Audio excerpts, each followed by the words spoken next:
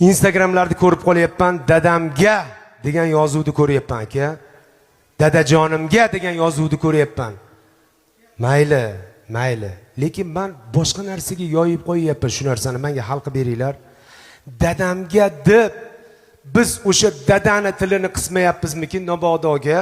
Dada umringizda minmagan mashinani o'g'lingiz badarga qilyapti. Dada sizga hech qachon qoyil qolmaydi. Chunki siz uni pusht kamaridan bo'lgansiz.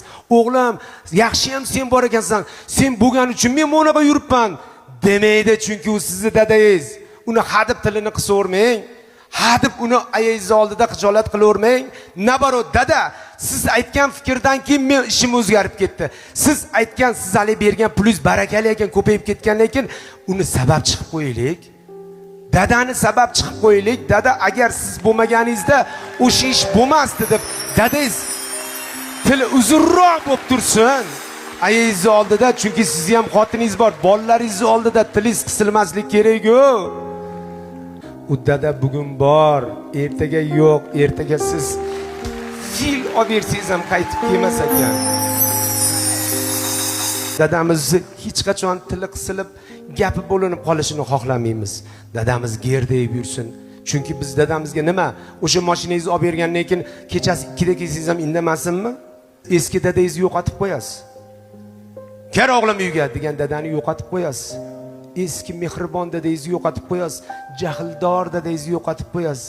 Chunki ha qo'y endi ishlayapti deydi. Qayerda ishlayapsiz o'zi? Nimani qoyillatib qo'yyapsiz o'zi? Siz sababchisiz xolos. Allohning lashkarisiz xolos. Sizga Xudo beryapti, buyruq bor, shunga berib qo'ygin deyapti. Siz sababchi bo'lib olib kelib beryapsiz xolos. Uni siz yaratganingiz yo'q. Uni siz borib zavodda qiynalib olib kelganingiz yo'q. Dadangizni xijolat qilib qo'yavermang hadib. Agar olib bergan taqdirda ham dada boru yo'llari qilaman siz. Instagramda portlatib dadamga deb butun qaynonalarning oldida, hammani oldida dadam umrida mashina minmagan odamga dadaga qo'ysangizchi, charchamadingizmi mashqliqdan? Mana shunaqa xijolat qilishlardan charchamadingmi? Dadajonimizni endi bir marta keladi dada. Dada sizdan 30 yosh katta, 25-20 yosh. Dadani bir achishga qo'yamang. Dadangizni xohlagan ishimni qilsam dadamga bitta mashina olib berib, eski dadangizni yo'qotib qo'yasiz.